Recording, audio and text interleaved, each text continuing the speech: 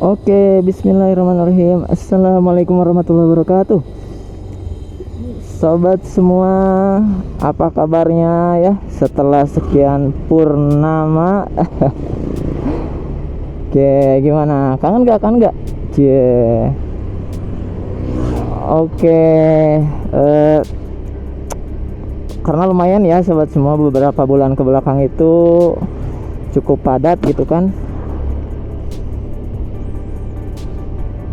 Nah, cukup padat, jadi ya baru sekarang saya punya waktu lagi untuk motovlog ya, membuat konten motovlog gitu kan. Nah, untuk konten kali ini apa nih yang akan kita bahas? Nah, untuk konten kali ini kita akan namanya tuh melanjutkan konten yang waktu itu yang ini ya. Nah, tentang bagaimana sih ketika kita ingin menjadi motovlog gitu kan, alat apa aja yang harus kita siapkan begitu. Nah, kita langsung aja ya sobat semua. Yang pertama, nah, untuk membuat konten motovlog itu, aduh macet lagi, nanti bentar ya.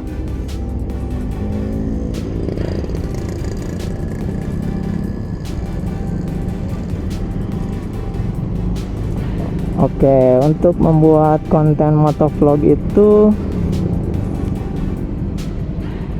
kita butuh yang namanya kamera ya, waktu itu sudah dijelaskan. Nah, sekarang kita di konten kali ini itu jadi kita akan lebih detail gitu. Kameranya itu kamera yang seperti apa, mikrofon seperti apa. Nah, jadi begitu sobat semua. Waktu itu kan masih secara umum ya, kita butuh kamera, mic dan sebagainya. Nah, sekarang kita akan kupas gitu kameranya yang seperti apa. Nah, kita lanjut tadi. Kamera itu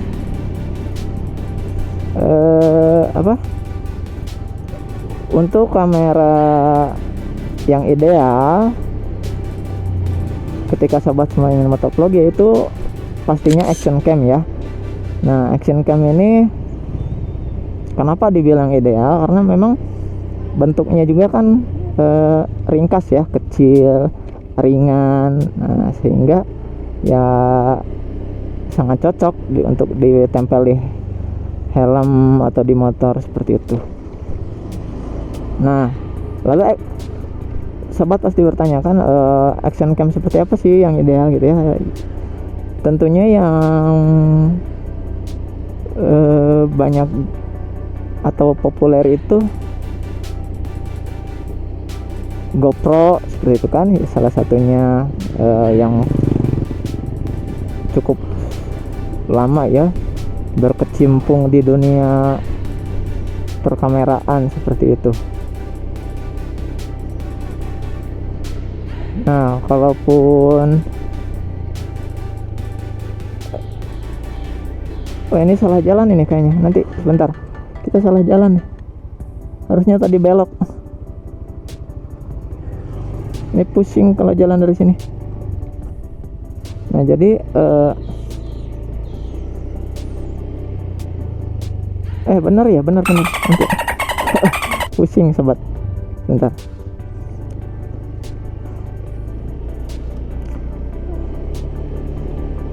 Nah, gini kalau sambil ngobrol emang kadang nggak fokus gitu ya. Oke, tadi sampai GoPro ya. Nah, itu GoPro, ada juga selain GoPro itu Insta360. Nah, kalaupun bukan Insta360 ada juga DJI Osmo. Nah, kalau ingin yang lebih miring lagi harganya ada Brica seperti itu ya. Jadi banyak opsinya, banyak pilihannya seperti itu. Tinggal sobat pilih aja mau yang seperti apa begitu kan.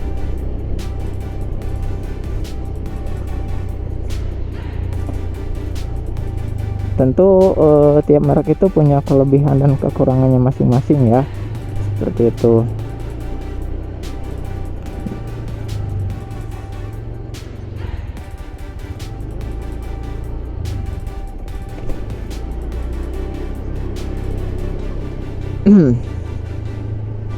Nah,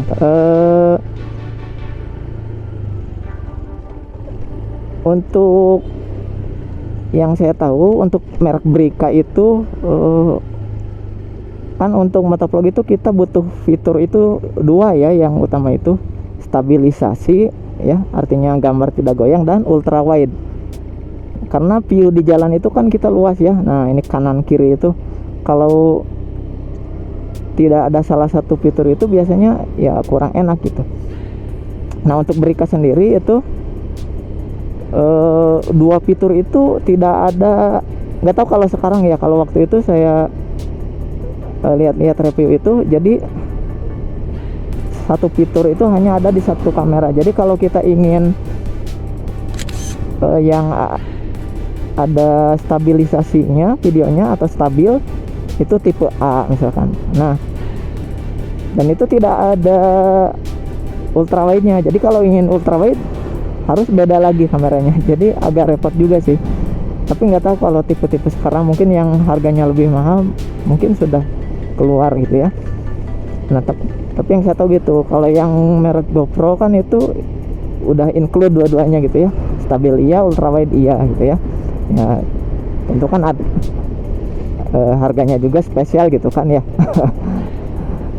Nah, itu untuk kamera ya. Jadi action cam, nah mereknya itu sobat banyak pilihannya. Ini bukan iklan ya, karena kan memang harus sebut merek gitu. Nah, kalau sobat semua sudah pakai kamera, nah tentunya butuh yang namanya suara gitu ya. Nggak asik gitu kan kalau kita cuma nonton jalan. Nah, jadi harus ada obrolan di jalan, ada narasi. Nah, itu tentu butuh yang namanya mic gitu ya.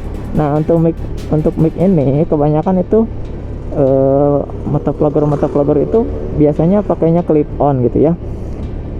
Clip on. Nah, dan banyak pilihannya gitu ya. Kalau ingin yang bermerek tentu ada Boya, ada Arimic. Nah, itu yang umum gitu ya. Kalau ingin yang lebih premium mungkin merek Rode juga ada gitu ya, tapi saya belum tahu apakah ada yang clip on untuk motovlog gitu ya. Nah, kalau untuk Boya sendiri itu M1 itu kekurangannya adalah kabelnya yang sangat panjang. Ya itu tinggal trik sobat aja sih, manajemen kabelnya. Kalau Arimic itu agak lebih pendek. Nah, hanya berdasarkan pengalaman saya gitu ya, yang namanya clip on itu sensitivitasnya kan lebih kuat ya, sehingga ketika digunakan untuk motovlog yang memang jaraknya itu dekat dengan mulut itu suaranya itu agak terlalu berlebih gitu ya. Terkadang bassnya terlalu kuat, bahkan kadang pecah juga gitu ya. Nah, jadi setelah saya compare gitu ya, banding-bandingkan, ternyata lebih jernih itu ketika kita menggunakan mic yang ada di headset. Nah, jadi itu sih. Tapi headsetnya jangan yang asal ya, kalau bisa yang ori misalkan dari merek apapun gitu ya. Nah, kenapa headset? Karena kalau mikrofon headset kan itu sensitivitasnya tidak sekuat clip on. Nah, sehingga apalagi digunakannya kan di outdoor gitu ya, banyak angin, banyak kendaraan di jalan. Nah, itu sangat cocok gitu. Noise juga akan lebih teredam kalau mikrofonnya mikrofon apa? Oh, ini salah jalan, sebentar.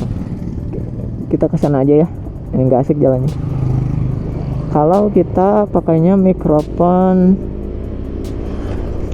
yang ada di headset itu, jadi lebih jelas suaranya, tidak terlalu bass.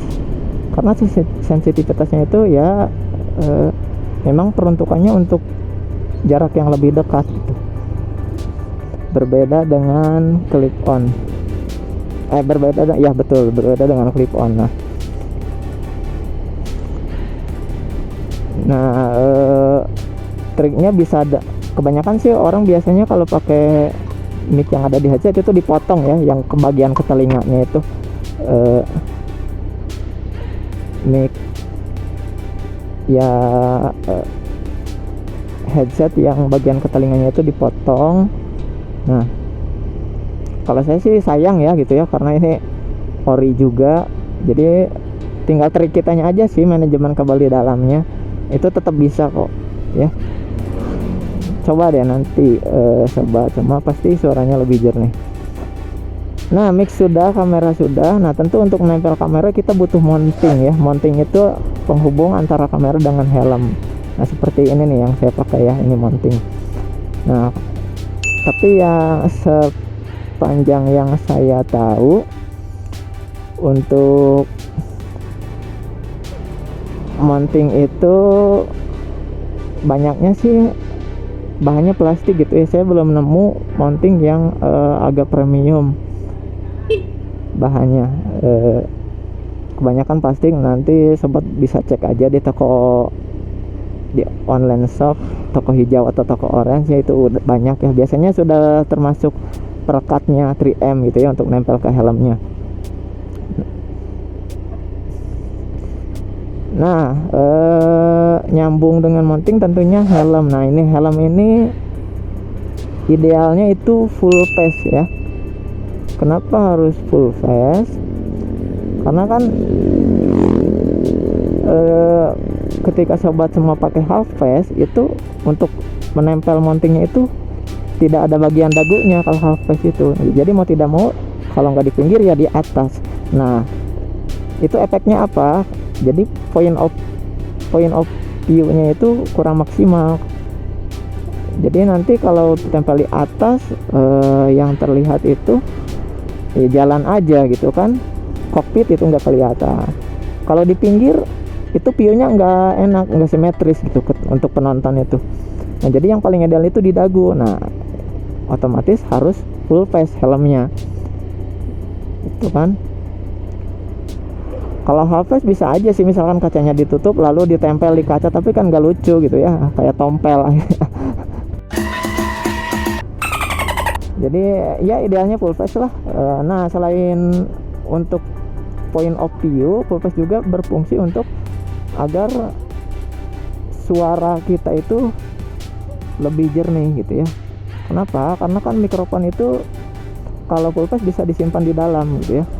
Nah, sementara kalau half face kan terbuka gitu. Kebanyakan motovlogger yang pakai half face itu saya lihat mereka menggunakannya clip on gitu ya. Mereka banyaknya pakai clip on,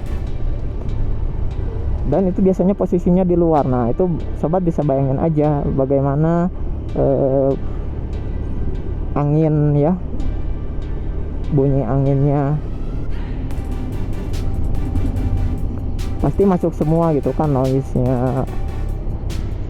Kalau full face itu relatif lebih aman gitu ya, kita bisa tempatkan di dalam mikrofonnya.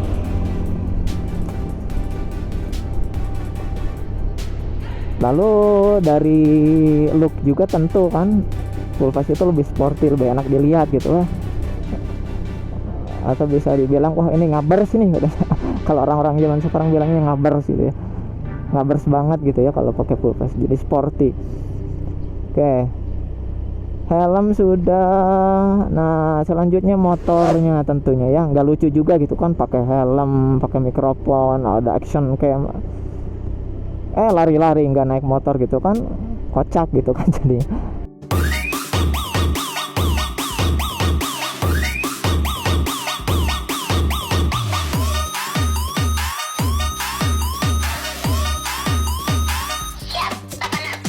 Nah, motor itu ya wajib juga ya untuk motovlog gitu ya, karena kan namanya juga motovlog gitu kan. Kalau nggak pakai motor ya bukan motovlog namanya. Nah, untuk motovlog ini kan kebanyakan orang itu idealnya itu moge ya. Nah, hati-hati ya, yang namanya moge itu di atas 600 cc gitu. Nah, Bang, yang 250 cc itu apa? Nah, itu biasanya kategorinya yang saya tahu gitu ya, itu motor sport, bukan moge.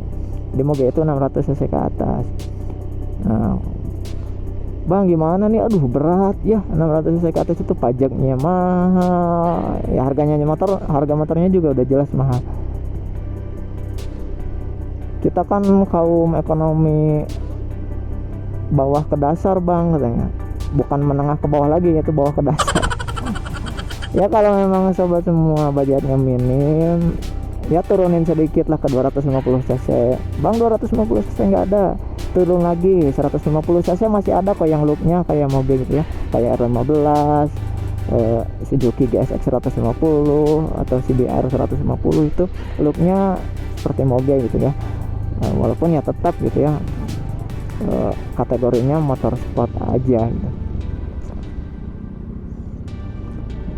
Nah, kalaupun mentok nggak ada semua itu, ya Matic pun jalan lah gitu. Saya juga kan ini pakai Matic gitu. Yang penting niat aja dulu ya. Kalau udah niat, insya Allah jalan. Banyak kok motovlogger lain yang sukses gitu ya. Tapi kalau kita bicara ideal tadi, ya tetap gitu ya, mau gimana pun moge itu punya daya tarik tersendiri gitu ya, punya daya tarik tersendiri gitu ya. Ketika ditonton itu viewernya biasanya ya lumayan gitu ya. Nah, lalu selanjutnya yang tidak kalah penting pastinya tema ya. Nah, ini yang sering dilupakan terutama oleh para pemula gitu ya. Kenapa sih Bang harus tema harus disiapkan? Ya karena biar nggak pelangap-longo gitu di jalan. Nggak lucu juga gitu yang motovlog tapi diam aja ya kayak patung. Nah, jadi kita harus siapkan, kecuali sobat semua itu public speaking ya, udah terbiasa berbicara mengalir walaupun tidak bersiapkan, ya itu no comment lah. Nah, tapi kalau seperti saya yang idealnya sih dipersiapkan gitu agar kita bertema gitu ya, di jalan itu ngalir gitu ya. Karena kan biasanya kalau yang nggak disiapkan biasanya ya kemana aja ngelantur gitu di jalan tuh, ngata-ngatain orang lah, toksik lah, nggak boleh diselik dikit langsung ngegas. Akhirnya kan ya nggak enak juga gitu dilihatnya ya. Jadi alangkah baiknya sih disiapkan untuk temanya. Nah, kalau temanya sudah rapi, nah tentu yang harus disiapkan juga adalah rute ya sobat semua. Nah, rute ini opsional aja sih, hanya saja kalau kita menyiapkan rute setidaknya kita bisa prepare gitu ya, karena yang namanya di jalan itu kita nggak pernah tahu ya nggak pernah tahu apa yang akan terjadi di jalan. Jadi kalau kita tahu rutenya sudah dipersiapkan, ya kita bisa prepare, misalkan bawa budget uangnya berapa ya, modelnya kayak saya kemarin gitu kan, waktu mudik tiba-tiba di jalan tuh bunyi terus ya disc brake, ternyata itu kampas remnya itu copot coba. Nah, untungnya disc brake saya itu modelnya ada ringnya gitu ya, jadi sedikit ketahan, jadi aman sampai rumah tuh, dan baru diganti pas sampai rumah gitu ya. Tapi ngeri juga gitu kan,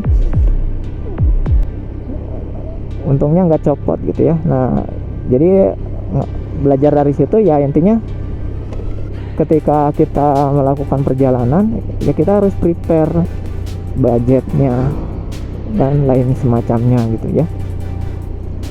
Nah,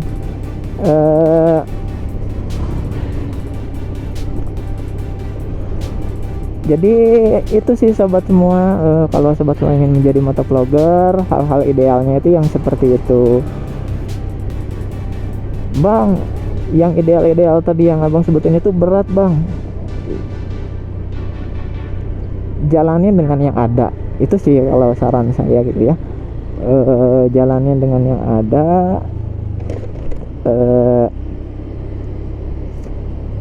yang penting itu niat dulu gitu. Kalau kamera action camnya tidak ada, ya bisa pakai kayak HP juga bisa kan, kayak yang saya pakai sekarang. Ya tapi pastikan kalau sobat semua membuat motovlog dengan HP-nya yang ada stabilizernya. Lebih bagus kalau OIS gitu ya, OIS, Optical Image Stabilizer. Kalau tidak ada ya minimalnya AIS ya, Electronic Image Stabilizer. Kenapa? Karena itu yang paling penting gitu ya. Syukur-syukur bisa ada dua-duanya gitu ya, stabilizer ada, ultrawide ada gitu ya.